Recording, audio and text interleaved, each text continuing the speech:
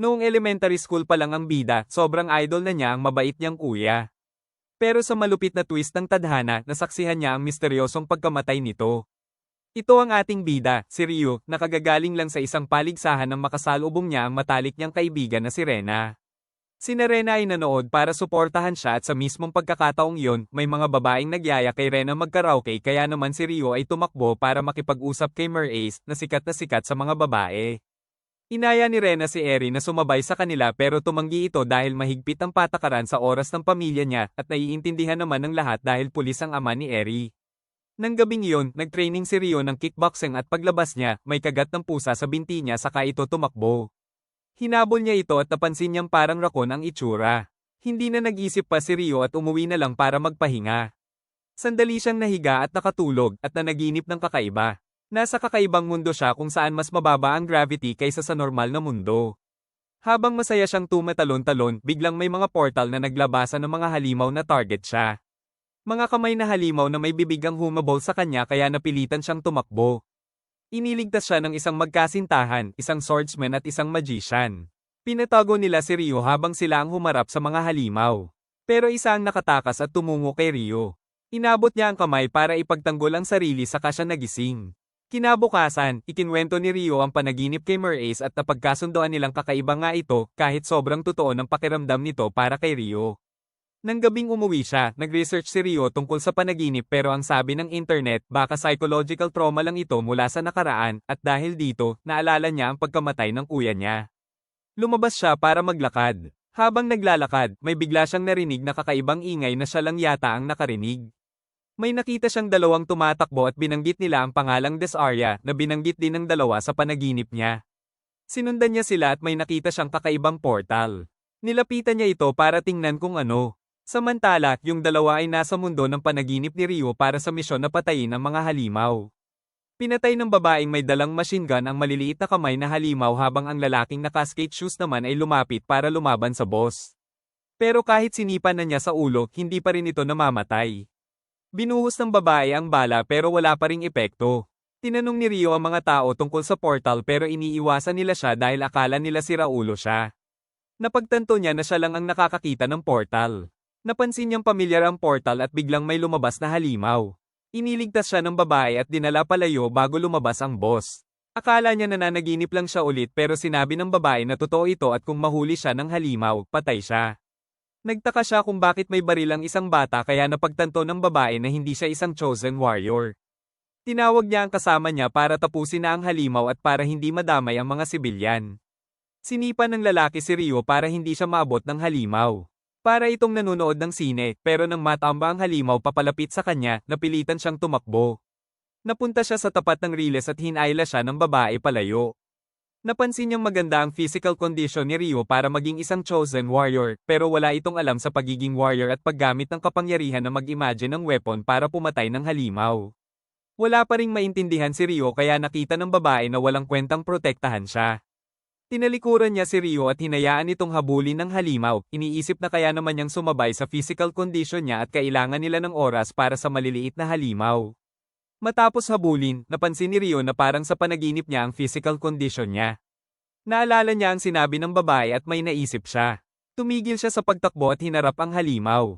Nag-imagine siya ng sarili niyang weapon at nakalikha siya ng mechanical gloves at fighting gear. Sinuntok niya ang halimaw at napagtagumpayan ito. Pero nang huminto siya sa harap ng kotse, nakita ng driver si Ryo at ang halimaw. Biglang tumakbo ang halimaw at sinabi ng dalawang warrior na siguradong may target ito kaya kailangan nila itong sundan. Sinundan nila ito hanggang sa isang gym. Nilapitan ng halimaw ang isang player na nakilala ito bilang halimaw sa laro niya. Inatake siya ng halimaw at sa takot ay natambe siya, pero inalalayan siya ng babae. Sabay na inatake ni Ryo at ng lalaki ang ulo ng halimaw at tuluyan itong napatay. Akala ng mga tao sa paligid ay isa itong commercial.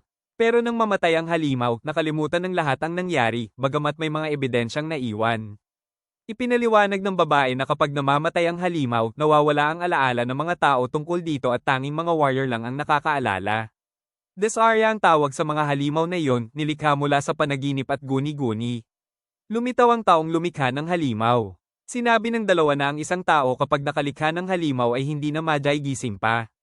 Kaya sa totoo lang, ang pinapatay nilang halimaw ay tao. Sinabi ng babae na hindi kasalanan ni Rio na hindi na magising ang taong iyon, pero bigla niyang napansin ang isang marka sa noo ng biktima na kapareho ng marka sa pinangyarihan ng pagkamatay ng kuya niya.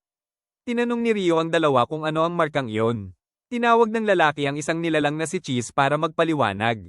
Ipinakilala ni Cheese ang sarili bilang sugo ng Diyos, tagapagtanggol ng balanse at kaayusan ng universe.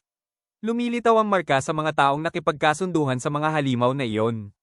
Matagal na silang nakasil pero may isang tao na sinusubukan silang ibalik kaya naghanap si Cheese ng mga warrior para pigilan sila. Ipinakilala ng babae ang sarili bilang si Jessica at ang lalaki ay si Naruto. Hindi alam ni Cheese kung sino ang nagbabalik sa kanila, ang alam lang niya ay naaakit ang mga halimaw na iyon sa emosyon ng mga teenager. Kinabukasan, tinanong ni Rio sina Ace at Rena tungkol sa isang panaginip at pareho nilang naalala na naranasan na nila ito. Pinatahimik sila ni Eri dahil may mga taong nangangailangan ng katahimikan kahit break time. Napansin ni Rio na sobrang seryoso ni Eri, nakakatakot. Pag-uwi, nakita ni Eri ang mahigpit niyang ama. Ininterogasayon siya nito kung bakit siya nahuli at sinabi niyang dumaan siya sa bookstore para kumuha ng study materials. Pinagsabihan siya nito na mag-ingat para hindi masira ang kinabukasan niya. Inaya siya nito sa isang meeting sa weekend dahil may balak itong ipakasal siya, pero sinabi ng nanay niya na masyado pa siyang bata at huwag siyang pilitin. Nagtaas ng boses ang ama para ipaglaban ang opinyon niya kaya napilitan si Eri na sumang-ayon para protektahan ng nanay. Pero pagpasok niya sa kwarto, narinig niyang sinasaktan ng ama ang nanay. Biglang may dumating na text na nagsasabing handa na raw ang panaginip niya. Kinabukasan, habang naglalakad si Jessica, may nakaramdam siyang may sumusunod sa kaya hinabol niya ito at inatake siya. Nasabdo niya ito pero may nakakita sa kanila kaya nakatakas ang suspect. Samantala, dumaan si Eri sa lugar na iyon dahil sa text na natanggap niya. May nakita siyang candy sa bush at biglang sumulpot si Rena. Nagulat si Rena dahil bihira lang pumunta si Eri sa lugar na iyon. Gusto na sana ni Eri umalis pero pinasama siya ni Rena. Dinala siya ni Rena sa training ni Rio. Kahit medyo mahina si Rio, hindi siya sumusuko at bumabangon lagi kapag natutamba. Iyon ang dahilan kaya gustong panoorin ni Rena si Rio. Matapos ang training, nakita ni Rio ang dalawa at tinanong kung bakit sila nandyan. Ikinwento ni Rena kung paano niya nakasalubong si Eri at sinabing gusto rin niyang matuto ng ilang moves. Tinuruan ni Rio si Rena at inaya rin si Eri na sumali. Dahil gusto ni Eri na protektahan ng nanay, sumubok siya. Nagulat si Rio na may talent si Eri at interesado ito. Sabi ni Eri gusto lang niyang lumakas tulad ni Rio. Sabi ni Rena kung gusto niyang lumakas, huwag kay Rio siya hihingi ng payo. Nagbangayan sila hanggang sa natawa si Eri. Kakaiba ito dahil simula't simula, seryosong seryoso lagi si Eri. Kaya inaya ni Rena si Eri na mag-shopping sila next time. Pag-uwi ni Eri, nakita niyang sinasaktan pa rin ng ama ang nanay kaya sobrang galit niya at gusto niyang lumaban. Pero nang tumayo ang ama at nakitang sobrang laki at intimidating nito, natakot siya at humingi ng tawad sa pagka-uwi ng late. Sa kwarto, umiyak siya sa kawalan ng magawa at nagdesisyong subukan ng candy. Nanaginip siya na nasa bahay siya, pero biglang may mga tali na bumalat sa kanya at pinilit siyang saktan ng nanay. Itinulak niya ang nanay sa bangin at may boses na nagsabing mananatili siyang isang puppet at hindi makakatikim ng kalayaan, pero kaya pa rin niyang kunin ito. Alam niya kung paano, sa pagkawala ng ama. Mabilis na nakita ng grupo ni Rio ang halimaw at kumilos. Gusto ng boses na husgahan niya ang sarili niya, ibigay ang wish at tutuperin ito. Pagdating ng grupo ni Rio, nakagawa na ng kasunduan si Eri at nagbago ang paligid. Naging puppet monster si Eri at sinimulang salakayin ng lahat. Lumitaw ang ama at siya ang tinarget ni Eri.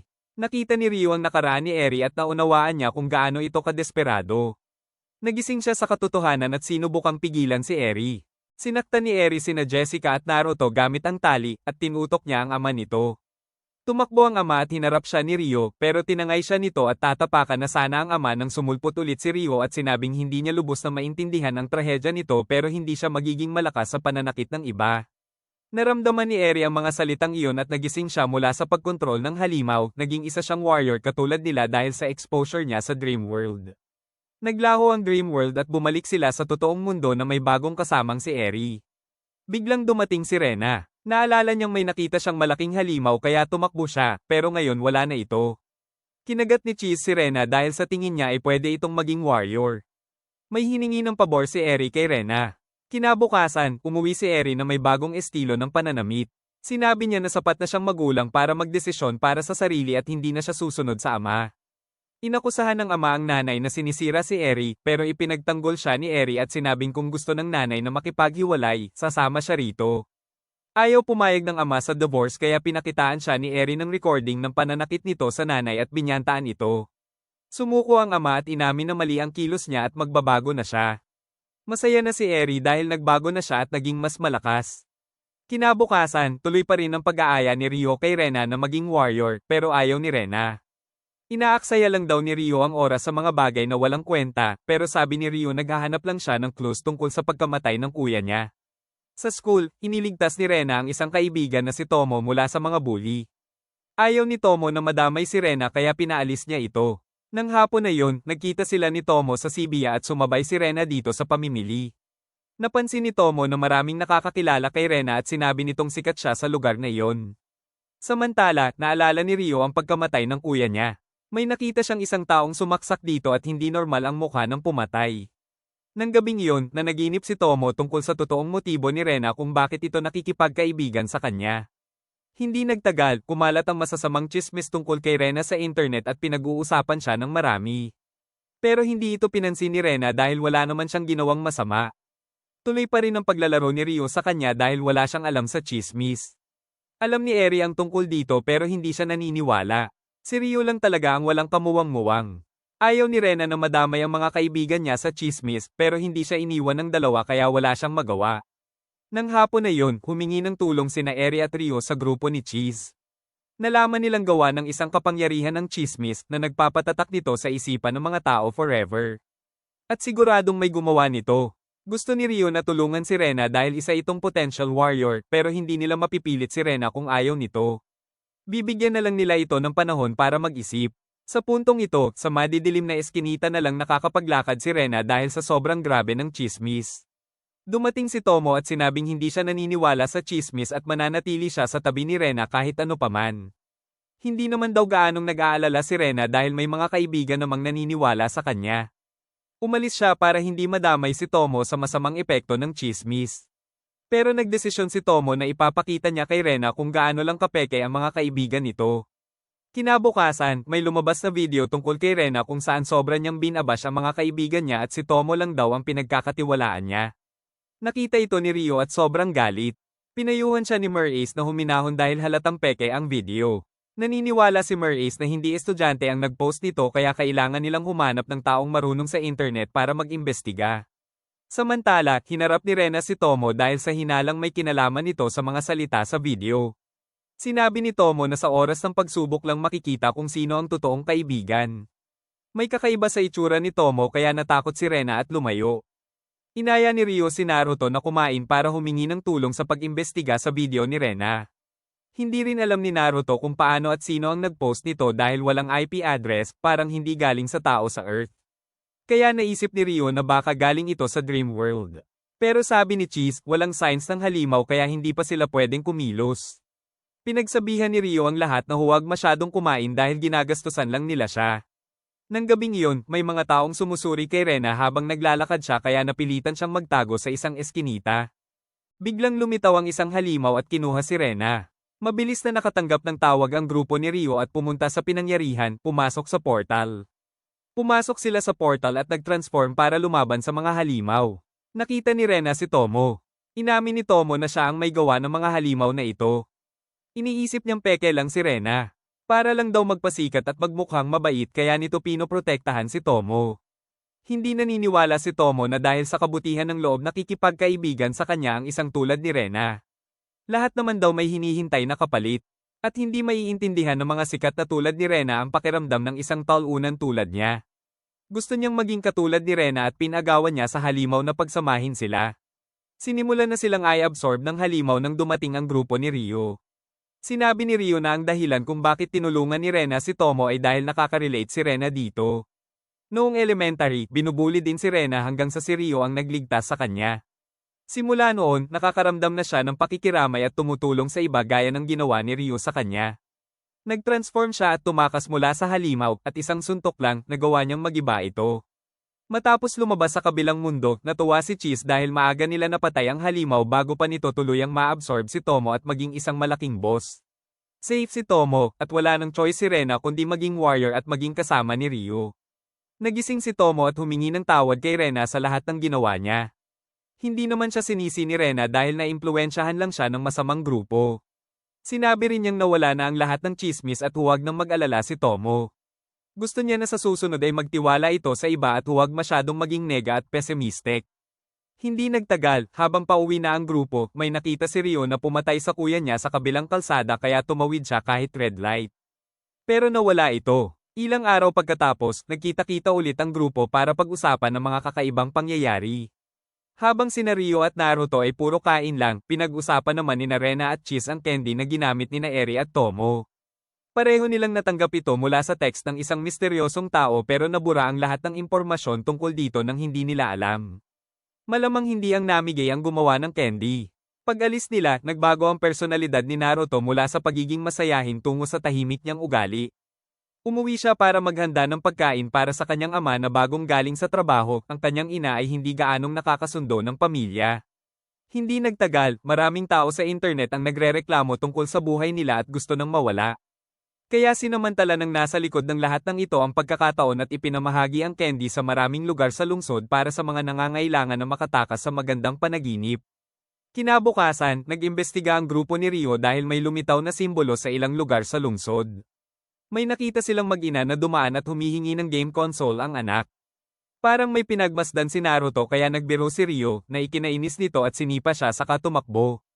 Akala ni Rena ay naasar si Naruto dahil sa game console pero iba ang napansin ni Ryo. Tinanong niya sina Cheese at Jessica tungkol sa pamilya ni Naruto pero pareho silang walang alam dahil hindi naman nila ito tinanong, hindi naman kailangan sa pakikipaglaban. Pero sa pakiramdam ni Ryo, parang naiinggit si Naruto sa kaligayahan ng iba. Hinanap niya ito para kausapin. Alam niya ang pakiramdam ng hindi kumpletong pamilya. Noong mamatay ang kuya niya, nawasak din ang pamilya nila. Hindi niya sinubukang intindihin si Naruto, sinabi lang niya na kung kailangan ito ng tulong, pwede itong magsabi. Pero hindi ito pinansin ni Naruto dahil sanay na siyang walang silbi ang humingi ng tulong. Makikita ang isang lalaki na araw-araw nagtitiis ng pressure sa trabaho at gusto nang mawala sa mundo. Gusto niyang tumakas at sobrang bigat ng nararamdaman niya. Pag-uwi ni Naruto, may nakitang mensahe ang kanyang ina kaya dali-dali siyang naghanap dito. Nakita niya itong papunta sa Riles para magpakamatay kaya hinabol niya at hinayla palayo. Buti na lang at nagtagumpay siya. Niyakap niya ang kanyang ina at sinabing sobrang pagod na siya kung palaging ganito ang nangyayari. Humingi ng tawad ang kanyang ina dahil wala siyang naitutulong sa pamilya, pakiramdam niya pabigat lang siya kaya gusto na niyang mamatay. Umuwi sila ni Naruto kasama ang kanyang ina. Narinig ng kanyang ama ang nangyari at humingi ng tawad dahil napag-iiwanan si Naruto kumpara sa mga kaibigan niya. Pero sinabi ni Naruto na sapat na siyang mature para intindihin ang sitwasyon. Kinabukasan, sinundan ng lalaki ang instructions at nakahanap ng candy. Samantala, nakita ni Ryo si Naruto sa daan at may gustong ipakita dito. Dinala niya ito sa isang gym para makapaglabas ng sama ng loob sa pamamagitan ng suntukan. Si Ryo ang nagsilbing punching bag para makapagsuntok si Naruto ng walang pigil. Maya-maya, medyo gama na ang pakiramdam ni Naruto at nawala ang ilang bigat sa dibdib niya. Pero naramdaman niyang tama na at gusto na niyang umuwi. Sinabi ni Ryo na hindi niya kailangan intindihin ang sitwasyon ni Naruto at wala rin siyang balak tanungin ito tungkol sa pamilya niya. Pero kung kailangan ito ng outlet para mailabas ang stress, pwede siyang pumunta rito kahit kailan. Bigla silang nakakita ng bumukas na portal kaya pumasok sila at nakita nilang nag-aaway na ang mga babae. Nahanap nila ang gumawa ng panaginip pero bigla itong nawala at ibinalik sila sa totoong mundo. Pero nasa loob sila ng isang likidong sphere at walang katuntungan. Ang kalaban naman ay isang maliit na sphere kaya hindi nila ito maa-take. Naalala ni Naruto na kanina ay sinabi ng lalaki na gusto nitong mawala pero hindi lahat ay may lakas ng loob na kitilin ang sariling buhay, gusto lang talaga nilang mawala sa mundo. Naintindihan ni Ryo at Naruto ang pagnanais na tumakas. Kaya nagpa siya silang damayan ng biktima sa halip na patayin ito. Itinulak ni Ryo si Naruto para lumapit at mahawakan ang sphere. Naramdaman ng biktima ang init ng tao kaya tumigil ito sa pagnanais na sirain ang lahat at unti-unting naglaho. Nawala ang sphere at nagkaroon ng marka ang lalaki, hindi na ito muling nagising. Hindi matanggap ni Ryo at Naruto ang ganitong paraan ng paglaya. Desidido silang may gagawin sila. Nang gabing iyon, inaya ni Naruto ang grupo sa kanilang bahay. Gusto niya silang tumulong sa paghahanda ng hapunan para makapag-bonding siya ng kanyang ina. Humingi siya ng tawad sa kanyang ina dahil lagi niyang pinapasan ang lahat pero ngayon kumpiyansa na siya dahil may mga kaibigan na siyang masasandalan. Makalipas ang ilang araw, nagpulong muli ang grupo para maghanap ng paraan upang matunton ang nagpapakalat ng mga candy sa lungsod. Ayaw man nilang aminin, pero sobra na silang nahuhuli sa information war. Kailangan nilang mahanap agad ang salarin. Pero maingat din ito dahil palagi nitong binabago at tinatakpan ng paraan ng pamimigay ng candy. Inatasan ni Jessica si Naruto na mag-focus muna sa online investigation. Kahit gaano kagaling ang isang tao, may maiiwan pa rin itong bakas. Dapat din silang magpatrolya sa mga lansangan para makakita ng kaina-hinalang tao kahit mukhang walang silbi dahil alam na ng kalaban ang itsura nila. Gusto rin ni Jessica na alalahanin ni Eri ang lahat ng karanasan niya noong kumuha siya ng candy. Ang tanging naalala niya ay kailangan niyang ibigay ang isang hiling sa isang boses at tutuperin nito ang gusto niya. Marami na sigurong nahulog sa bitag na ito kaya kailangan din nilang ihanda ang kanilang sarili para hindi maapektuhan. May nabalitaan sila sa balita tungkol sa isang killer at biktima. Kasuklam-suklam ang killer para sa lahat. Samantala, ininterview ng media ang nakababatang kapatid ng biktima para kumuha ng impormasyon. At kinontak ito ng misteryosong nasa likod ng mga pangyayari. Habang inihatid ni Rio si Rena, nagpasalamat siya rito sa pag-aalala para sa kanya. Pero nagkunwari itong hindi narinig kaya umalis na lang si Rio. Samantala, sinimulan ni Naruto na subaybayan ng misteryosong tao online at napagtanto niyang mas maingat ito kaysa sa inaakala niya. Pinapawala nito lahat ng bakas nang walang natitira. Pero bigla siyang nakakita ng isang address na pwede pang gamitin. Kasabay nito, sinundan ng nakababatang kapatid ng biktima ang instructions at pumunta sa isang abandonadong building. Sa rooftop, may nakahandang upuan at 2 candy. Kinain niya ang isang candy at pumasok sa panaginip kung saan nakita niya ang pumatay sa kanyang ate. Sinimulan niyang parusahan ito, ginawa ang hindi kayang gawin ng batas. Binitay niya ito at hindi pinansin ang mga pagsusumamo nito. Pero hindi sapat ang pagpatay dito sa panaginip. Muling nagsalita ang boses at sinabing kasing inosente raw ng kanyang ate ang naging dahilan ng kanyang kamatayan. Ang kaluluwa raw ng kanyang ate ay nagdurusa pa rin at naghahanap ng paghihiganti. Pero buhay pa ang pumatay. Kung gusto pa niyang maghiganti, ibigay lang daw niya ang kanyang hiling. Nasa harapan pa niya ang isa pang candy at ang location ng pumatay ay naipadala na sa kanya. Kailangan lang niyang kainin ang candy at sundin ang boses. Hindi na siya nagdalawang isip at kinagat ang candy.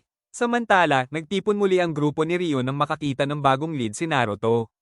Ang organisasyong namamahagi ng candy sa buong lungsod ay tinatawag na ang simbahan. Parang sindikato sila na hindi rehistrado sa gobyerno at tahimik lang sumulpot. Noong una, inakala ng ibang gang na mapanganib sila at makakaapekto sa negosyo kaya sinubukan silang awayin. Pero wala ni isang gang na nakaalasko sa kanila. Isa yatang babala ito sa ibang gang na huwag silang pakialaman. At nalaman din ni Naruto ang simbolo ng simbahan, yun mismo ang nakita ni Rio sa pinangyarihan ng pagkamatay ng kanyang kuya. Mukhang may kinalaman ng kuya niya sa simbahang ito o baka miyembro siya. Hindi matanggap ni Rio na ganoon ang kuya niya pero siguradong nadamay ito sa gulo nila kaya pinatay. Biglang may bumukas na panibagong mundo kaya nagmadali silang pumasok para ayusin ito. Pagpasok nila, nakita nila ang nakababatang kapatid ng biktima na nakatayo sa harap ng isang silo at malapit ng mag-wish. Sabay-sabay silang sumugod. Nakita agad ni Naruto kung sino ang lalaki.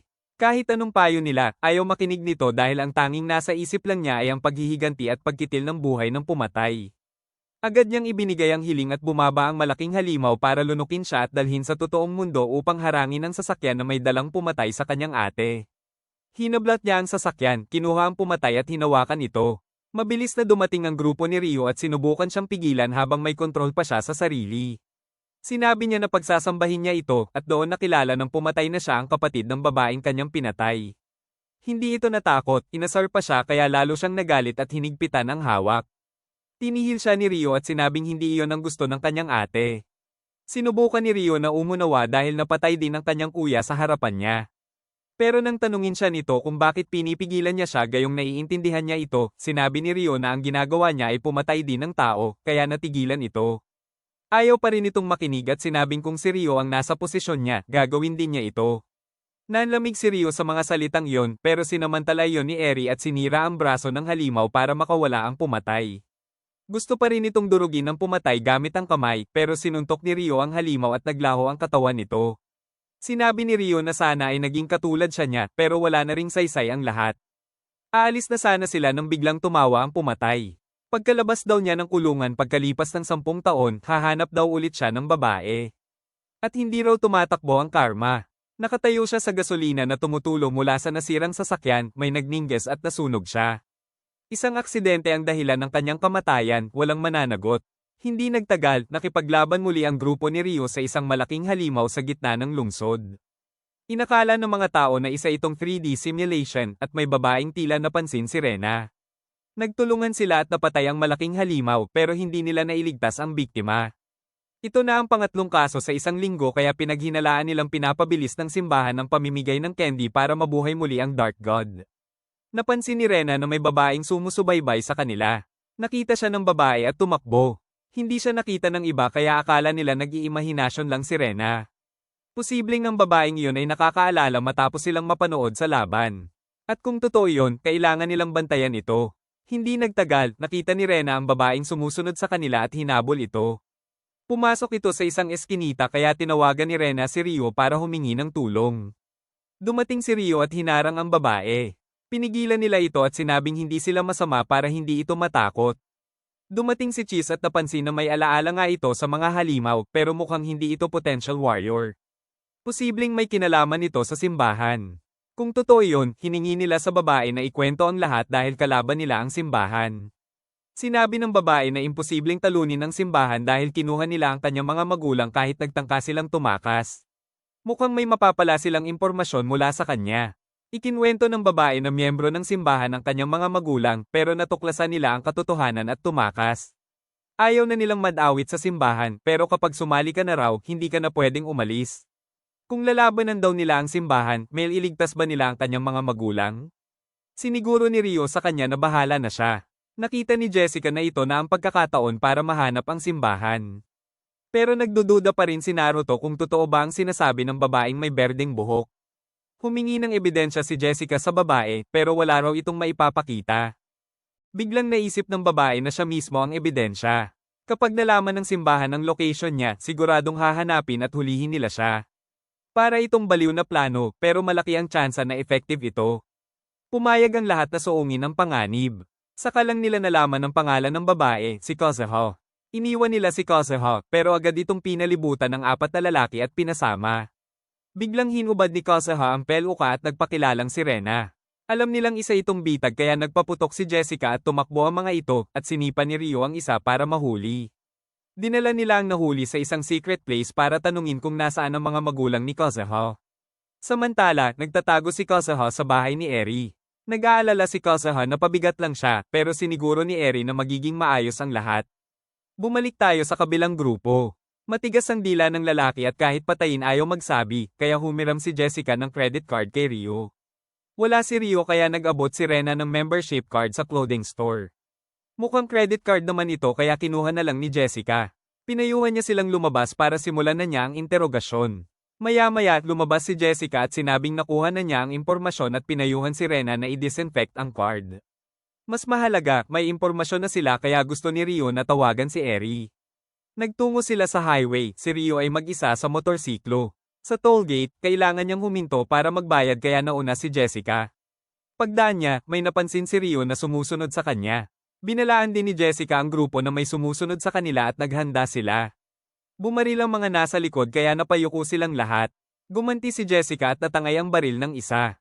At sa pagkakataong yon, nagbago ang paligid patungo sa translucent world.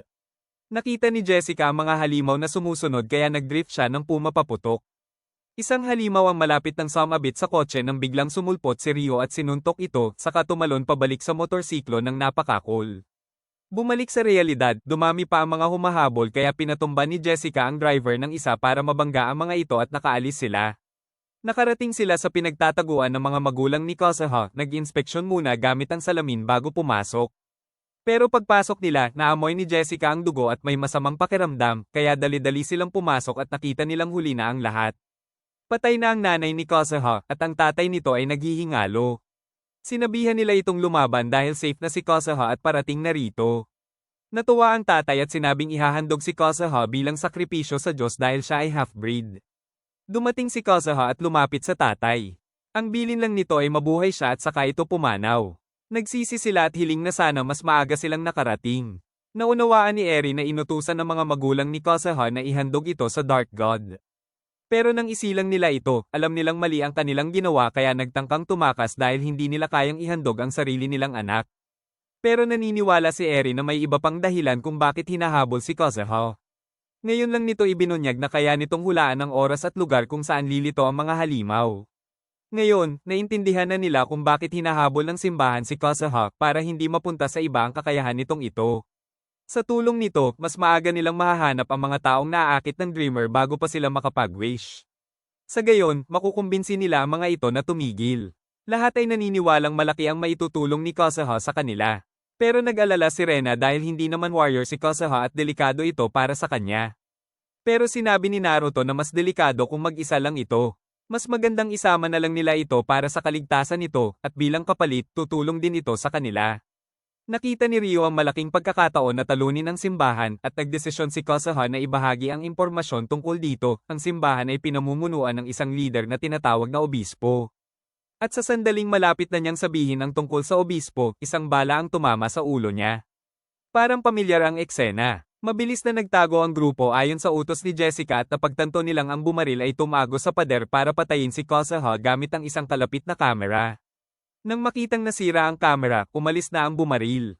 Ang lalaking nakamaskara na pumatay sa kuya ni Ryo ay bumalik sa obispo para i-report na patay na si Konoha. Ligtas na nakauwi ang grupo, pero galit na galit si Ryo sa pagkamatay ni Konoha. Inamin ni Jessica na may pagkukulang sila sa pagprotekta kay Konoha. Pero dahil dito, napagtanto nilang sapat na kalakasan ng simbahan para kumuha ng professional assassin. Hindi basta-basta ang bumaril sa malayong distansya gamit lang ang kamera. At ang pagiging half-breed ni Konoha ay nangangahulugang ang kanyang ina ay nagdalang tao sa isang hindi tao. Posibleng iyon ang kalaban nilang haharapin. Makikilala natin ang dalawang karakter na sina Rando at Ero. Pumunta sila para hanapin si Cheese at medyo natarante sa unang pagkakataon sa malaking lungsod, lalo na si Ero sa dami ng tao. Nagpahinga sila sa lugar na tambayan ng grupo ni Ryo. Dumating si Ryo at nakita niyang inookupahan na ng dalawa ang pwesto nila. Parang pamilyar sila kay Ryo. Dumating si Rena at sinabi ni Ryo na pamilyar ang dalawa, pero para kay Rena, parang magkaibigan lang sila. Biglang may lumitaw na halimaw kaya tumakbo sila papunta sa portal at pumasok. Nag-transform sila at nakipaglaban sa mga halimaw hanggang sa makita nila ang naakit na tao at sinubukang pigilan. Pero lumitaw ang malaking halimaw at biglang sumulpot ang dalawa at mabilis itong pinatay.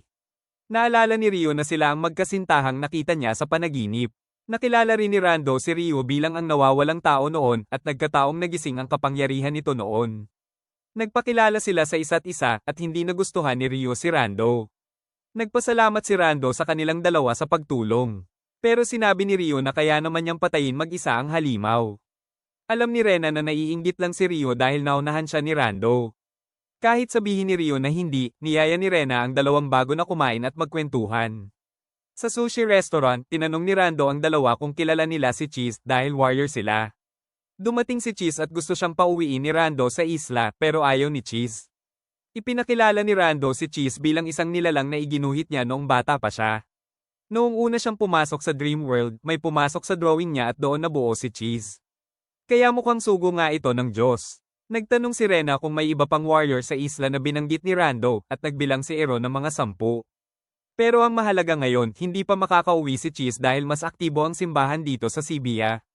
Totoo namang marami pang kaso ng halimaw sa isla, pero ang Shibuya ang may hawak ng balanse ng universe kaya dapat itong unahin. Napansin ng grupo na hindi masyadong kumakain sina Rando at Ero, at sinabi nilang sanay sila sa sariwang isda sa isla kaya hindi bagay sa panlasa nila ang tuna. Naglakad-lakad sila sa kalsada at paubo-ubo si Ero kaya naisip ni Rando na marumi ang hangin dito. Agad namang sumengot si Ryo para patunayang hindi naman ganon. Napansin ni Rando na parang may tampo si Ryo sa kanya kaya nagtanong ito. Sinabi ni Ryo na dito siya ipinanganak at lumaki kaya hindi niya gusto na may mga taga-probinsyang pumupunta at binabash ang lugar na kinalakhan niya. Inakusahan siya ni Rando na naghahanap lang ng gulo at sinabing hindi siya magkakaibigan sa ugali niyang iyon. Para hindi na lumala, niyaya ni Rena si Ero na mamili para mailayo ang dalawa. Pero may miyembro ng simbahan na nakakita kina Rando at Ero at nag-report agad sa nakamaskara na nakita itong interesting. Naging komportable na si Ero kay Ryo, pero si Rando ay tahimik lang. Kahit nagkukunwari si Rando na hindi siya interesado kay Ryo, kita naman ni Ero ang inis nito. Naniniwala si Ero na kapag may ayaw ka sa isang tao, ito ay dahil nakikita mo sa kanya ang sarili mong ugali. Pero naniniwala siyang magiging magkaibigan din sina Rando at Rio. Gusto rin naman ni Rando na makipagkaibigan pero hindi siya sigurado kay Rio. Nang hapon na yun, narinig ng grupo ni Jessica na may iba pala silang warrior bukod sa kanila at mas magagaling pa raw ito kaysa kay Rio. Nasar si Rio doon. Gayunpaman, tungkol kay Cheese na gawa-gawa lang ni Rando, pinaghihinalaan ni Jessica na may itinatago ito sa kanila. Binunot niya ang baril at pinagsabihan si Cheese na sabihin agad ang tungkol sa isla at sa dalawa. Pinakalma siya ni Cheese at sinabing ang islang iyon ay isang anomaly sa planeta. Mahalagang lugar ito at sinusubukan ng Dark God na wasakin ito dahil bahagi ito ng pagkakasil sa kanya. Ang paglitaw ng mga halimaw sa Sibia ang naging dahilan kung bakit ito naging bahagi ng seal, kaya napilitang pumunta rito si Cheese. Gusto pa ring malaman ni Jessica ang pakay ng simbahan pero hindi rin alam ni Cheese. Tinanong din niya kung may kinalaman ang pagdating ni Rando at Ero kay Kazuha pero nagkataon lang daw siguro. Nagsimulang mag-isip si Jessica na baka mas malalim ang pakana ng simbahan kaysa sa inaakala nila. Samantala, isang matandang lalaki galing probinsya ang napadpad sa lungsod at nagalit dahil minamaliit siya ng mga taga-lungsod. May nakita siyang candy sa malapit at kinuha ito. Nag-iisip pa rin sina Rio at Rena tungkol sa sinabi ni Jessica. Napakaraming nagkataon para hindi sila maghinala na may mas malalim na pakana. Biglang may senyales ng halimaw kaya tumakbo sila. Sumunod din sina Ero at Rando. Pero nang pumasok sina Rio at Rena sa portal, si Jessica lang ang nag-iisang nakikipaglaban. Nakita nila ang matandang lalaki at huli na ang lahat, nagawa na nito ang wish at naging halimaw sa totoong mundo. Sinimulan nitong sirain ang paligid dahil sa tingin niya ay palaging minamaliit na mga taga-lungsod ang mga taga-probinsya. Humarap si Rio at lalo itong nagalit, sinabing nabubuhay lang ang mga taga-lungsod sa butot dugo ng mga probinsyano. Nahawakan si Rio pero nakatakas ito pero naglabas ng malakas na enerhiya ang halimaw. Hinarang ni Ero ang atake para kay Rio habang si Rando naman ay mabilis na lumapit at isang saksak lang, napatay ang halimaw. Lalong naasar si Rio dahil naunahan na naman siya. Lalong lumala ang samahan nila ni Rando. Sinabi ng nakamaskara na kahit gaano karaming warrior ang dumating, hindi magbabago ang tadhana. Ang Sibia ang napili nilang lugar para isagawa ang plano. Bumalik sa grupo ng mga warrior. May lumitaw na halimaw sa rooftop ng isang building kaya dali-daling pumunta ang grupo ni Rio. Hiniling ng dalawang babae na hintayin sila pero tumakbo agad si Rio at nabangga sa poste kaya nauna sila. Iniwan nila si Rio at pagdating niya, kailangan pa niyang maghintay ng elevator. Ang bagal ng elevator pababa kaya inis na inis si Rio at paulit-ulit na pinindot ang buton ng hagdan. Alam naman ng lahat na hindi iyon makakapagpabilis ng elevator. Pumasok siya at isasara na sana ang pinto nang dumating sina Rando at Ero at sumabay. Gusto sana niya silang paalisin pero ito lang ang elevator sa floor na iyon kaya napilitan siyang sumabay. Kita ang pagkainis ni Rio at pagkagalit, medyo natakot si Ero sa kanya. Biglang nawalan ng kuryente at tumigil ang elevator, lalong nagalit si Rio. Sumigaw siya at pinalo ang pinto. Nang walang nangyari, sinubukan niyang buksan ang pinto at binalaan siya ni Rando na delikado iyon. Madami na raw beses sa pelikula na ipinakita ang resulta ng pagkahulog ng elevator. At wala ring kasiguraduhan na kapag binuksan nila ay lalabas na sila. Ang tanging magagawa daw nila ay huminahon at maghintay ng rescue. Hindi mapakali si Rio pero yun lang ang magagawa nila. Paulit-ulit niyang hinampas ang pinto hanggang sa sumuko na lang siya. Naupo silang tatlo at naisip ni Rio na malamang sa isla ay walang ganitong elevator. Pero sabi ni Rando, may mga amenities din naman sa isla tulad ng sa lungsod. Ang ibig sabihin lang naman daw ng malapit sa kalikasan ay hindi ibig sabihin na sinauna na sila. Hinala ni Rando na ang halimaw na lumitaw sa totoong mundo ang siyang sumairan ng electrical system kaya sila natrap. Kaya nawalan din ng signal at internet. Tinanong ni Rio kung ano ang maganda sa isla at sinabi ni Rando na masaya raw doon at mababait ang mga tao. Pero para kay Rio, gano'n naman daw lagi sinasabi ng mga taga-probinsya. Pero hindi naman daw sa isla lumaki si Rando. Noong 10 taong gulang siya, lumipat sila sa Tokyo dahil sa trabaho ng kanyang ama. Doon, hindi siya makahanap ng kaibigan. Para kay Rio, may mga lugar na itinuturing na childhood memories. At gano'n din kay Rando. Ang isla ay kanyang buong pagkabata, pero sa lungsod, mabilis magbago ang mga bagay at mawawala ang mga alaala, pero sa isla, nandun pa rin ang mga ito. Iyon ang dahilan kaya mas gusto ni Rando sa isla. Naiintindihan naman ni Rio, pero sa lungsod, kailangan mong makibagay sa mabilis na pagbabago. May binigkas na tula si Ero at alam din ito ni Rio dahil sa kinasusuklaman niyang guro sa Filipino noong araw. Sinabi ni Ero na may mga misteryosong kwento sa isla, isa na rito ang tungkol sa muling pagkabuhay ng mga patay, hindi bilang zombie kundi sa ibang paraan. Ikinwento niya na noon daw sa isla, may isang kapitan ng baryo na labis na nagdalamhati sa pagkamatay ng kanyang anak na babae kaya naniwala siya sa isang alamat tungkol sa Diyos ng kamatayan. Dahil Diyos naman daw ito, nag-alay siya at dumating ang demonyo. Sinabi ng demonyo na kaya nitong buhayin ang kanyang anak pero kailangan nito ng kapalit na kaluluwa na kasing edad ng kanyang anak. Kinuha niya ang isang batang babae mula sa kapitbahay para ipalit at mabuhay ang kanyang anak. Nalungkot si Rio para sa batang pinalit at lalo siyang nagulat nang malaman niyang Kazuha ang pangalan ng batang iyon. Samantala, nahihirapan ang dalawang babae dahil sina Jessica at Naruto naman ay may kalaban na isa pang malaking halimaw, kaya silang dalawa ang bahala dito. Paglabas ng halimaw, agad sumugod si Rena pero hindi niya ito tinamaan at siya pa ang nakaganti. Kailangan ni Eri na sumugod para kunin ang atensyon ng halimaw para hindi lumala ang sitwasyon. Bumalik ang kuryente sa elevator pero hindi pa rin ito gumagana kaya panandali ang umasa si Rio pero biglang nawala. Alam niyang may naglalaban sa labas pero wala siyang magawa at tinanong niya ulit ang tungkol sa kwento. Para kay Rando, nagkataon lang na Kazuha ang pangalan pero ang Kazuha na kilala ni Rio ay isinilang para ihandog. Pero pinaghihinalaan ni Rio na baka ang Kazuha na kilala niya ay pampalit sa ibang tao. Lalo siyang naguluhan. Ang tanging naiintindihan niya ay may isang taong dapat mamatay at napilitang maging kapalit niyon si Kazuha. At ang taong iyon ay malamang may kinalaman sa simbahan at magkakaproblema ang simbahan kapag nakatakas si Kazuha. Samantala, nagsimulang magsalita ang taong nasa loob ng halimaw na isang babaeng bully.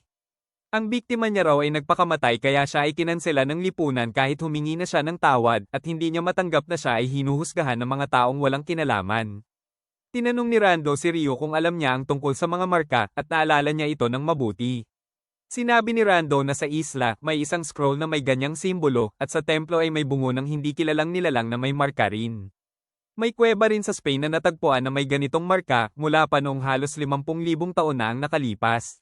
Pero hindi maintindihan ni Rio kung bakit pinatay ng simbahan ang kanyang kuya. Hiniling ni Rando na ikwento niya ang tungkol dito. Ayon kay Rio, matalino raw ang kanyang kuya at posibleng dahil sa sobrang talino nito at hilig magbasa ay nabasa nito ang mga dokumento tungkol sa Dark God at sa simbahan kaya nila ito pinatay. Bago mamatay, kabado at laging nagugulat ang kanyang kuya. Kaya iminungkahi ni Rando na basahin ang mga gamit ng kuya niya para makahanap ng clue.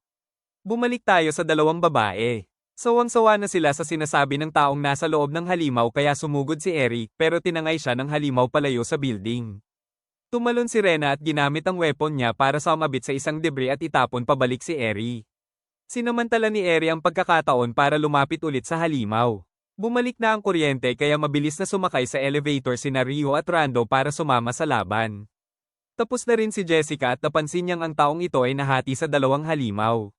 Dumating ang grupo ni Rio at mukhang galit si Rena dahil wala sila pero aksidente lang naman daw ang nangyari. Nakita ni Rando ang marka sa noo ng biktima at pareho nga ito sa marka sa isla, kaya naniniwala si Rio na may konekta ang mga pangyayari sa Sibia at sa isla. Pero hindi maaaring manatili si Rando para lumaban dahil mas concerned siya sa isla. Pero dahil sa mga nangyari, naging magkaibigan na sina Rio at Rando. Hindi nagtagal, malapit na magtapos ang school year at pinaghandaan sila ng kanilang guro para sa career guidance at parent-teacher conference. Ayaw isipin ni Rio ang mangyayari pagkatapos, desidido siyang maging kickboxer at kumita sa pamamagitan ng pakikipaglaban sa MMA. Sinabi ni Eri na mas magandang maging streamer na lang siya dahil delikado ang maging atleta at madaling mapipilitang magretiro kapag na-injury. Si Eri naman ay mag-aaral sa kolehiyo at magpaplano na mag-aral abroad. Kinabukasan, nanghiram si Rena ng uniform kay Eri dahil basa pa ang kanya. Si Rio naman ay humahangos papuntang school dahil mail late na. Tanghaling iyon, ikinwento ni Rio kay Merace ang kakaiba niyang panaginip kagabi. May magandang babae raw na nagyaya sa kanya, hinawakan ang kamay niya at inilagay sa dibdib nito, at may humila sa kanya mula sa likod bago pa siya makakilos. Sinabihan siya ni Rena na para siyang manyak at pinagbawalan si Merace na sumang-ayon dito. Habang masaya silang nag-uusap, may isang binata na palihim na nanonood sa kanila mula sa malayo. Kinabukasan, eksaktong-eksaktong inulit ang lahat ng nangyari. Nanghiram ulit si Rena ng uniform kay Eri at ikinwento ulit ni Rio kay Merace ang tungkol sa panaginip niya. Makalipas ang isa pang araw, patuloy pa rin ang paulit-ulit na pangyayari at si Eri ang unang nakapansin ng pamilyar na pakiramdam ng hingan siya ng pay uniform. Tanghaling iyon, naulit ang kwento ni Rio at nang tumayo si Eri para sumagot, bigla siyang tumigil at alam na ni Rena ang susunod na sasabihin niya. Napagtanto nilang tatlo na pare-pareho silang nakakaranas ng déjà vu. At ngayon lang nila napansin na palubog na ang araw pero ang akala nila ay tanghali pa lang. Bigla silang nag-transform sa kanilang fighting gear at walang nagulat ni isa sa mga taong nakakita sa kanila. Parang mga robot ang sagot ni Merace nang tanungin nila ito. Napagtanto nilang nasa dream world sila at may isang dreamer sa paligid. Pero bigla silang inantok at hindi nila napigilan, bumagsak sila sa lupa. Nahanap ni na Jessica at Naruto ang lokasyon ng dream world at nang makitang sa school ito ng grupo ni Rio, nagdesisyong pumasok ng palihim. Inihagis ni Jessica si Cheese sa harap ng guard. Nagulat ang guard nang makakita ng stuffed toy na lumilipad at nagsasalita, hinabol niya si Cheese. Inutusan ni Jessica si Naruto na burahin ang CCTV footage. Sinubukan ni Naruto na i-hack ang camera pero hindi niya magawa at napansin niyang wala sa loob ng school ang grupo ni Rio. Tinanong niya kung kailan sila huling nakitang pumasok pero nagdadalawang isip siya kaya hindi na nagtanong pa si Jessica. Break time na kaya kailangan na nilang magtago. Bumalik tayo sa grupo ni Rio. Bumalik sila sa script at patuloy na gumaganap. Pero at least alam na nilang tatlo na nakulong sila sa dream world. Hindi sila makatawag kay Jessica. Pero sigurado silang alam na rin ito ang sitwasyon at may ginagawa sa labas. Sila naman ay maghahanap ng paraan mula sa loob. Kailangan nilang mahanap ang dreamer pero hindi nila alam kung saan magsisimula dahil kahit sinong estudyante ay pwedeng maging dreamer. Napansin din nila na kapag nag-transform sila, inaantok sila agad kaya mukhang sinusunod lang nila ang script ng dreamer. Nag-transform ulit sila at sumigaw at muling inantok. Pinilit ni Rio na labanan ang antok at may narinig siyang tunog ng pag-click ng ballpen sa malapit. Kaya nang magising sila ulit, dumiretso siya kay Sakawa, isang tahimik na estudyante na laging nagkiklik ng ballpen kapag may hindi siya gusto. Ininterogasayon siya ni Rio at pinilit na umamin. Nagkunwari pa rin si Sakawa na NPC lang siya, pero dahil sa paulit-ulit na tanong ni Rio at Rena, umamin din siya. Hiniling ni Eri na itigil na ni Sakawa ang panaginip na ito at bumalik sa normal at huwag nang gumamit ng droga. Pero nagalit si Sakawa at pinalibutan ng mga building ang grupo ni Rio. Galit na galit si Sakawa sa school at sa pamilya niya dahil lagi siyang binubuli at itinuturing na kakaiba at mahirap pakisamahan kaya siya iniisa-isa. Ang pamilya niya raw ay gusto lang siyang palakihin at paglaki ay palayasin na para magsarili. Wala raw siyang magandang kinabukasan. Sinabi ni Eri na walang kwenta ang problema ni Sakawa at isa lang siyang mayamang spoiled brat. Ang manatili sa isang araw at tanggihan ng kinabukasan ay parang patay na habang nabubuhay. Sinubukan nilang kumbinsihin si Sakawa na huwag maniwala sa mga pang-aakit. Pero nagsalita ang boses na naririnig kapag gumagamit ng droga, sinabing ang grupo ni Rio ang kalaban, sinisira nila ang walang hanggang realidad na ginawa ni Sakawa. Sinubukan pa rin nilang pigilan siya pero inantok sila. Hiniling ni Rio kay Rena na saktan siya para magising pero hindi niya magawa. Si Eri na ang gumawa pero nang makita ni Sakawa na dumudugo si Rio, nagpanik ito at sinabing sinisira nito ang kanyang panaginip. Bumukas ang pinto at pumasok ang grupo ni Cheese para sumama kina Rio. Nagsimula nang magpanik si Sakawa, kaya madali siyang naengganyo ng boses na gawin ang wish para patayin ang grupo ni Rio. Agad siyang nag-wish at hinayla ng halimaw. Lumitaw ang halimaw sa gitna ng school at kahit nakita ito ng mga estudyante, hindi sila tumakbo, nag-video pa sila. Sabay-sabay silang umatake at si Rio na ang tumapos. Napatay ang halimaw pero hindi nila nailigtas si Sakawa. Para kay Rio, walang maganda sa pag-freeze ng oras, parang sumpa ito. Kinabukasan, may nakita si Rio na sulat sa kanyang locker. Ipinakita niya ito sa dalawang babae at siguradong love letter ito. Excited na siya. Binasa niya ito ng malakas at siguradong may nakakita daw ng kanyang kagandahan. Nagtaka si Rena kung bakit may magkakagusto sa mukha ni Rio. Napansin nilang parang peke ang sulat dahil nakaprint at walang pangalan ng nagpadala. Ipinagtanggol pa rin ni Rio ang sumulat at umalis para mag-ayos. Nag-training siya at palaging iniisip ang sumulat. Hindi mahalaga kung maganda ito o hindi, basta gusto siya, gusto rin niya ito. Napansin ni na Eri at Rena na sobrang excited si Rio dito. Nag-uusap sila na dati silang nagbabasa ng mga love story at nangangarap ng high school romance, pero hindi naman daw pala ganon sa totoong buhay, maliban sa mga masasakit na parte, pareho lang daw. Kinabukasan, may natanggap na naman si Rio na sulat. Gusto siyang makilala sa park pagkatapos ng klase. Sa klase, paulit-ulit niyang binabanggit ang part sa sobrang excited, nakakairita na para sa iba. Pagkatapos ng klase, dali-dali siyang umalis. Sa hagdan, tiningnan niya ang sarili sa salamin at nagpakagwapo, nakita siya ng dalawang babae. Naghintay siya malapit sa park at inisip kung sino kaya ang may gusto sa kanya, iniisip na lahat ay may gusto sa kanya. Pero ang dumating ay si Nezuki, isang junior na matagal nang humahanga kay Ryo simula nung magkasabay silang tumakbo. Medyo natarante si Ryo, pero hindi niya kayang tanggihan agad si Nezuki dahil ayaw niyang masaktan ito, kaya sinabi na lang niyang hindi siya basta-basta nagkakagusto sa unang pagkikita pa lang. Kinabukasan, tinanong ni Rena at Eri si Ryo tungkol dito. Malungkot na siya ngayon at sinabing tinanggihan niya ito. Tinanong ni Rena kung bakit at handa siyang suntukin si Ryo kung itsura ang dahilan. Pero ang sagot ni Ryo ay hindi babae ang nagpadala ng sulat. Hindi naman siya naghuhusga sa pag-ibig ni Nezuki sa kapwa lalaki, pero straight siya at hindi siya marunong tumanggi ng direkta. Nang marinig ng dalawa ang sagot niya, sinabihan nila siya na dapat ay tapusin na niya ito at tanggihan ng diretso dahil parang binigyan niya pa ito ng pag-asa sa sagot niya. Nakipagkita ulit si Ryo kay Nezuki para tanggihan ito ng maayos. Sinabi niyang hindi talaga sila pwedeng magkatuluyan at mahirap na siguro silang maging magkaibigan. Bago pa man makapagsalita si Nezuki, tumakbo na si Ryo. Nagkita-kita sila ni Jessica at Naruto dahil may bagong impormasyon ang dalawa. May natuntun daw silang isang high-ranking member ng simbahan. Alam ni Rena na may ginawang kakilakilabot si Jessica para makuha ang impormasyong iyon. Tumakbo sila papunta sa lugar na madalas tambayan ng mga hindi taga roon. Nakita nila si Murray sa malapit at nagtaka ito kung bakit may kasamang bata si Ryo. Nagdahilan sila at umalis pero parang hindi ordinaryo si Murray. Sinalakay nila ang isang apartment pero wala na ang lahat. Mabilis daw kumilos ang simbahan. Samantala, may nag-abot kay Nezuki ng 2 candy para matupad ang kanyang panaginip. Pumasok ang grupo ni Ryo sa Dream World para iligtas si Nezuki.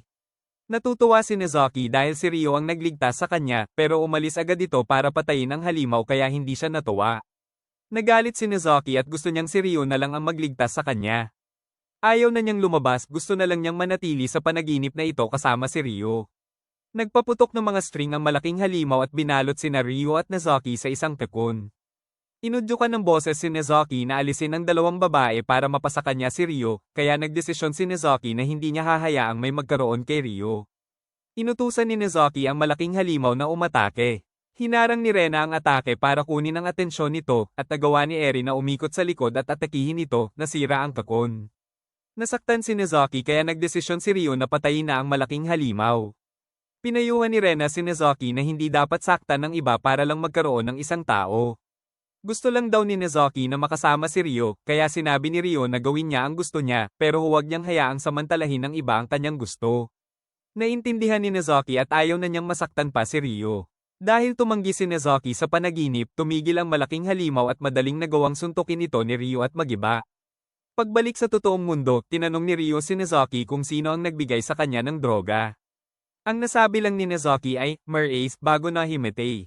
Hindi inaasahan ni Ryo na ang matalik niyang kaibigan ay si pala ang traidor. Ibinahagi niya lahat kay Murray at ginamit lang pala nito ang mga ito para saktan ng iba. Tumakbo siya nang hindi man lang nagsasabi sa 2 babae. Nakita niya ang isang miyembro ng simbahan, ang nakamaskarang pumatay sa kanyang kuya. Alam nitong hinahanap niya si Murray, pero nang lumapit si Ryo, isang suntok lang, pinatumba siya nito. Nagising si Ryo sa bahay at napansin niyang natatakot siya sa nakamaskara. Nanginginig ang kamay niya tuwing maaalala ito. Nag-aalala si Rena para kay Ryo pero hindi niya alam ang gagawin. Kinabukasan, nagpulong ang grupo ng mga warrior at tinawagan si Ryo, pero hindi nito sinasagot ang tawag o text, mukhang naka-off ang phone niya. Akala ni Naruto ay malubha ang sugat ni Ryo, pero alam ni Jessica na isang araw lang na pahinga ay okay na iyon. Nakita ni Eri na sobrang nag-aalala si Rena at siya ang may pinakamalaking alam sa kalagayan ni Ryo. Nagtataka si Jessica kung ano ba talaga ang balak ng obispo at bakit hindi nito pinatay si Ryo nung nagkaroon ito ng pagkakataon. Parang mga pyesa lang daw sila sa laro ng isang tao. Pero hindi pwedeng maghinala lang palagi. Ang kailangan nilang gawin ngayon ay hanapin si Murray para makakuha ng impormasyon. Samantala, pumasok si Ryo sa kwarto ng kanyang kuya para magsimulang maghanap. Naalala niya noong araw na lagi siyang pinoprotektahan ng kuya niya sa mga bully. Madalas din silang maglaro at may mga payo ito sa kanya sa pakikipaglaban. Kapag hindi ka pa sanay, magpraktika hanggang sa maging ugali mo na lang. Ang hilig niya sa kickboxing ay dahil din sa kuya niya. Naalala niya ang dating masayang kuya niya at ikinumpara sa kasalukuyan niyang takot at biglang bumalik sa kanya ang lahat ng alaala. Galit niyang hinampas ang mesa at natabunan siya ng mga librong nahulog. Habang nagliligpit, naalala niya ang sinabi ni Rando. Sinimulan niyang halungkatin ang mga libro ng kuya niya at basahin. Pero ilang minuto pa lang, inaantok na siya. Hindi niya akalain na kayang tapusin ng kuya niya ang lahat ng librong iyon. May nakita siyang isang papel na iginuhit ng kuya niya at iyon pala ang dream world na pinupuntahan nila para lumaban. At sa likod ng drawing ay impormasyon na gumamit din ng droga ang kanyang kuya. Hindi nagtagal, nagtipon ng simbahan para buksan ang huling portal dahil malapit nang mabuhay ang Dark God at kasama si Murray sa mga miyembro nito. Samantala, nagtanong sina Rena at Jessica sa mga tambay sa kalye tungkol kay Murace. Sina Naruto at Eri naman ay naghahanap ng impormasyon sa police database para matunton si Murace. Ipinagmalaki ni Eri na hindi lang siya naging anak ng pulis. Buong araw silang naghanap pero walang bakas. Hindi nila alam kung saan nagtatago si Murace. Higit sa lahat, nag-aalala sila para kay Rio dahil alam nilang sobrang galit ito sa pagkakanulo ng matalik niyang kaibigan at alam ni Rena na kapag nakita ni Rio si Murace, siguradong papatayin niya ito ng walang awa. Samantala, lumabas din si Rio at naglibot sa Shibuya. Napagtanto niya na wala talaga siyang alam tungkol kay Murace. At sa pagkakataong yon, biglang lumitaw si Murace sa harapan niya. Sinugod niya ito at itinulak sa pader para saktan pero hindi man lang umiwas si Murace. Tanggap nito na dapat siyang saktan, pero lalo lang nagalit si Rio at hindi niya ito magawang saktan. Inanyayahan siya ni Murace na sumali sa simbahan dahil hindi nila kayang talunin ang obispo at ang kapangyarihan nito. Kung lalaban siya, ang kahihinatnan niya ay gaya ng kanyang kuya. Pero tumanggi si Rio na magpasakop sa pumatay sa kanyang kuya. Ikinalungkot ito ni Murace. Sinabi ni Rio na mali ang pamimigay ni Murace ng droga, pero depensa ni Murace na tinutupad nito ang pangarap ng mga tao kahit may kapalit. Humingi ito ng paumanhin sa nangyari sa kuya ni Rio. Hindi nito alam ang detalye pero ayaw na ni Rio makinig, sinuntok na niya ito kaya napilitan ding gumanti si Murace. Alam ni Murace na boksingero si Rio kaya siguradong hindi ito magdadalawang isip kung gagamit siya ng armas. Pumayag si Rio at agad niyang pinagsisihan ang desisyong iyon. Pero mabilis niyang nasipa ang steel pipe at napilitang sumuko si Murace. Inamin ni Murace na hindi mahahanap ni Rio ang pinagtataguan ng obispo sa mundong ito dahil nasa dream world ito. At kahit makarating siya doon, paniguradong hindi niya matatalo ang obispo. Pero determinado si Rio na manalo kaya nagdesisyon si Murace na ibigay ang gusto niya. Kailangan lang daw niyang inumin ang droga at itanim sa isip ang gusto niyang makita ang obispo at dadalhin siya ng panaginip doon. Dahil nasa malalim na bahagi ng dream world ang obispo at hindi ito maabot ng ordinaryong warrior. Wala nang choice si Rio kundi maniwala at tinanong niya kung bakit sumali si Murace sa simbahan, gayong nasa kanya na ang lahat ng gusto ng isang lalaki. Pero panlabas lang daw yon. Sa loob, hindi umaasa si Murace na may makakaunawa sa kanya. Ininom ni Rio ang droga at may na-receive na signal ang grupo ni Rena. Mabilis silang pumunta at nakita nilang pinapasok ni Murace si Rio sa dream world. Ipinagtapat ni Murace ang gusto ni Rio at kung paano niya ito binigyan ng droga. Alam naman daw nilang lahat ang epekto ng droga kaya alam nilang hindi siya nagsisinungaling. Nagdesisyon si Rena na kumuha din ng isa at sumunod kay Rio. Ininom niya ito at nahilo, nakapagbitaw pa ng masasakit na salita kay Murace bago bumukas ang portal para sa kanilang lahat. Nakita ni Rio ang sarili na lumilipad patungo sa dream world at dumiretso sa ilalim ng lupa. Marami siyang nakitang imahe sa loob, lahat ng mga halimaw na napapatay nila noon. Nagising si Rena sa dream world at nakita niyang napapalibutan sila ng mga halimaw. Hindi niya alam kung nasaan si Rio. Narinig ni Rio ang boses ni Rena pero agad siyang dinala sa harap ng obispo. Sinugod niya ito at sinuntok sa mukha, nabasag ang maskara at nakita niya ang mukha ng kanyang kuya. Hindi makapaniwala si Rio, patay na ang kuya niya. Kinumpirma ito ng obispo, patay na nga ang kuya niya pero ang katawan ay sa kanya at ginagamit niya ito para pasakitan si Rio. Pero hindi muna yon ang pag-uusapan kundi ang tungkol sa mga Dark God. Galit na galit ang obispo sa mundong ito. Ang mga dating pinuno ng mundo ay pinatalsik ng tao, tinawag na masama at binyansagang Dark God. Ang Diyos daw ay isang guni-guni lamang ng tao. Ipinakilala niya ang sarili bilang dating pastor sa ilalim ng Dark God. Isang araw, sinabi sa kanya ng Dark God na malapit na silang bumalik at kapag tinulungan niya ang mga ito, bibigyan siya ng buhay na walang hanggan. Totoo naman, matagal na siyang nabubuhay. At pinapanatili niya ang kanyang kabataan sa pamamagitan ng paglilipat ng kaluluwa sa iba't ibang katawan. Iyon ang dahilan kaya kailangan niya ng mga handog tulad ni Kazuha. Pero 10 taon na ang nakalilipas, tumakas si Kazuha kaya napilitan siyang piliin ang kuya ni Rio bilang kapalit. Pinili niya ito dahil sa sobrang talino nito. Ang kuya ni Rio raw ay natuklasan ng simbahan at ang mga ritual nito at nakagawa pa ng sarili niyang droga para makapasok sa dream world. Nakarating ito sa lugar na iyon at natuwa ang obispo sa napakagandang lalagyan ng kaluluwa. Pero tumanggi itong sumali sa simbahan kaya kailangan niya itong patayin. Galit na sinugod siya ni Rio pero napigilan siya. Tinanong siya ng obispo kung gusto niyang sirain ang katawan ng kanyang kuya. Sinabi ni Rio na siya na mismo ang pumulot ng abo nito mula sa crematorium kaya hindi iyon ang kuya niya. Pero kaya raw niyang buuin ulit ang katawan mula sa abo kaya ito pa rin ang katawan ng kanyang kuya. At dahil nakuha rin niya ang mga alaala nito noong nabubuhay pa, ginagamit niya ang mga ito para guluhin si Rio. Ayaw nang makinig ni Rio, sobrang sakit para sa kanya. Samantala, natapos na ng grupo ni Rio ang lahat ng halimaw pero hindi pa rin nila maabot si Rio. May nakita silang imahe ni Rio sa lupa pero biglang nawala. Inakala ni Jessica na ito ang pader na naghihiwalay sa kanila kay Rio, kaya pinaputukan niya ito. Pero nagpakita lang ulit ang imahe ni Rio. Nagsimulang pumasok sa isip ni Rio ang boses ng Dark God, tinatanong kung ano ang gusto niya, ang patayin ang obispo o ang bawiin ang katawan ng kanyang kuya. Alam ng grupo na naririnig ni Rio ang boses kaya sinubukan nilang sirain ang pader para hindi siya maengganyo. Pero mahina na ang isip ni Rio at madali itong maimpluwensyahan ng boses.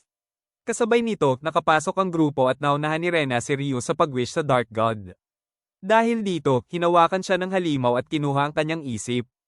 Natupad ang balak ng obispo dahil ito na ang huling handog na kailangan niya. Biglang nagkalabasan ng mga halimaw sa kalsada at pinatay ang mga tao. Ang dugo ng mga biktima ay dumaloy patungo sa obispo at bumuo ng isang ipoipo.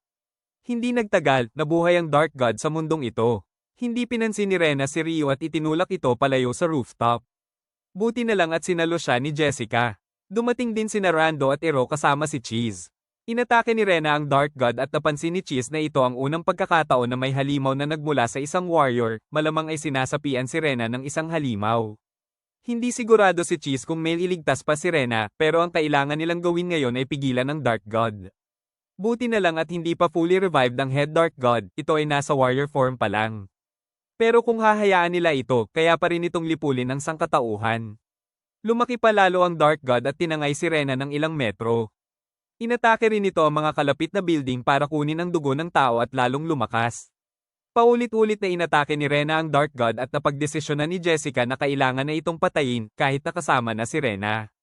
Hindi pumayag si Rio. Pinagpili siya ni Jessica, si Rena o ang mundo. Pareho raw ang gusto niya, pero sinabi ni Jessica na sobrang greedy niya. Pero pabor naman ito kay Rio, si Rena ang pipiliin niya, bahala na ang mundo. Nag-away sila dahil sa magkaibang pananaw. Ginamit lang ni Rio ang gloves niya para harangan ng mga bala ni Jessica at napansin itong may tira-tira pa siya. Pero hindi raw siya maaaring pumili lang ng isa. Mahalaga sa kanya ang mundo at ang kaibigan niya. Isang tungkulin, isang kagustuhan. Kinailangan pang mamagitan ni Rando at Ero para tumigil sila sa pag-aaway. Inutusan ni Rando si Ero na pigilan si Rena. Ayaw ni Rio na may gumalaw kay Rena kahit para sa ikabubuti ng mundo. Sinugod niya si Rando habang ang iba naman ay inatake ang Dark God. Si Jessica ay tumutok kay Rena na ang tangi lamang hangarin ay protektahan si Rio sa pamamagitan ng pagpatay sa lahat ng makakasagabal dito. Inatake niya si Jessica. Samantala, tumatawa ng parang baliw si Murray sa gitna ng kaguluhan. Gusto niyang lipulin ng Dark God ang sangkatauhan dahil sa tingin niya, ang tao ang sakit ng mundo. Habang nag-aaway sina Rio at Rando, napigilan ni Rio ang espada nito at napag-isipang sayang lang ang oras at walang kwenta ang laban nila. Na-corner na ng iba si Rena sa isang tabi nang biglang tumayo si Rio sa harap nila. Sinabi niyang walang masamang intensyon si Rena at tinanong kung ano ba talaga ang gusto nitong gawin. Nang sabihin nitong protektahan siya, natuwa si Rio dahil gusto lang naman talaga nitong protektahan ang kaibigan. Pero binago ng halimaw ang pag-iisip ni Rena, handa na niyang saksakin si Rio kung haarang ito sa kanya. Pero hindi nagdalawang isip si Rio, lumapit pa rin siya kay Rena kahit na sinasaksak siya nito at niyakap ito. Humingi siya ng tawad dahil napilitan itong maging kapalit niya. Ayaw na niyang makita pang nagdurusa si Rena. Natauhan si Rena at nakita ang mga ginawa niya. Nagpanik siya nang makita si Rio na nasasaktan, pero sinabi nitong okay lang siya at hinayla ang armas mula sa kanya. Pinigilan siya ni Jessica pero matigas ang ulo ni Rio. Nagtagumpay daw siyang protektahan ng kaibigan, kaya ngayon kailangan niya silang talunin ng Dark God para iligtas ang mundo. Si Cheese ang muna ang mananatili sa kanya. Pinagsabihan ni Rio si Rena na huwag nang umiyak dahil pangit daw siya pag umiiyak. Nagdesisyon si Rena na huwag nang pagtawanan pa si Rio, sumama na lang siya sa iba para lumaban. Sabay-sabay nilang inatake ang Dark God pero hindi ito tinatablan dahil kaya nitong sumipsip ng mga bagay sa paligid para gumaling. Naalala ni Rena na nasa panaginip pa rin siya at kaya niya itong kontrolin. Gumawa siya ng building para itulak pataas ang Dark God. Gumawa ito ng armas at lumaban sa kanila. Paulit-ulit na gumawa si Rena ng building para harangan ito at napansin ni Jessica na sobra naman ang pagsisikap ni Rena. Pero ngayon na ang kailangan niyang paghirapan. Samantala, ayaw paniwalaan ni Rio na mamamatay siya rito kaya sinabi ni Cheese na kaya siyang pagalingin ng kanyang kapangyarihan kung may oras lang siya. Pero ngayon, kulang sila sa oras. May debris na biglang nahulog kay Rio kaya ginamit ni Cheese ang kanyang kapangyarihan para itaboy ito at protektahan siya. Naalala ni Rio na may 10 pa silang warrior sa isla kaya pinasundo niya sila ni Cheese. Nag-alala si Cheese para sa kanya pero kumpiyansa si Rio na hindi siya mamamatay ng ganoon kadali. Pero pag alis ni Cheese, hindi siya sigurado kung aabot siya hanggang sa pagbabalik nito. Nakita ni Rio ang kanyang kuya sa kanyang isipan pero akala niya ang obispo iyon. Pero ito talaga ang kanyang kuya. Nagkita raw sila ng obispo at inalok siyang maging hari ng bagong mundo pero tumanggi siya. Akala niya ligtas na siya kung lalayo lang siya sa dream world pero nagkamali siya nang patayin siya ng obispo sa harapan mismo ni Rio. Iniwan niya ang simbolo ng simbahan bilang babala. At bagamat namatay siya, kinuha ng obispo ang kanyang katawan at ang kanyang kaluluwa ay nakulong dito. Nang tuluyan ng makumbinsi si Rio na ito nga ang kanyang kuya, niyakap niya ito. May hiling ng kanyang kuya na patayin ang kaluluwa niya. Naniniwala ito na kung mamamatay siya, matitigil na ang lahat. Pero hindi kaya ni Rio na gawin yon. Simula nang mawala ang kuya niya, pinagsikapan niyang lumakas para hindi na mawalan pa ng ibang mahal sa buhay. At ngayong muli niya itong nakita, lalo niyang hindi ito kayang patayin. Samantala, napapagod na ang grupo. Si Naruto ay lumalaban pa rin ng buong lakas pero mabilis siyang tinangay ng Dark God at tinangay palayo. Sinubukan siyang sundan ni Jessica pero sinundan din siya ng Dark God at tinangay din. Nagtulungan sina Ero at Eri para pasabugin ng Dark God sa Ere para matapos na ito ni Rando. Pero nang masaksak na niya ito, hinawakan siya nito at inihagis kay Ero. Mabilis namang gumaling ang sugat nito. Binaril din ni Eri si Eri at napahandusay rin. Hindi pa rin patay ang Dark God. Tinutok nito ang armas kay Rena. Akala ng lahat ay patay na si Rena, ngunit biglang sumulpot si Rio, pumuti ang buhok at kanyang tinaboy ang Dark God at iniligtas si Rena. Masayang-masaya ang lahat sa pagbabalik ni Rio. Mag-isa niyang hinarap ang halimaw. Sunod-sunod niya itong sinuntok pataas sa ere, at sa huling buong lakas na suntok, tumagos siya sa katawan nito at tuluyan itong pinatay. Nangangahulugan ito na tuluyan nang nawala ang kanyang kuya. Bumalik sa normal ang lahat pero nanatili ang mga nasira. Nanalo si Rio at ang kanyang grupo pero marami rin silang nawala. At hindi pa tapos ang lahat, patuloy na maghahanap ng paraan ng pangunahing Dark God upang makabalik sa mundong ito, kaya dapat lagi silang handa. Bumalik sa isla sina Rando at ang ibang mga warrior kasama si Cheese na nagpaalam sa grupo dahil kailangan na niyang unahin ang problema sa isla. Hindi pa man lubusang tapos ang kaguluhan sa Sibia, kaya kailangan nilang manatiling alerto at handang lumaban anumang oras.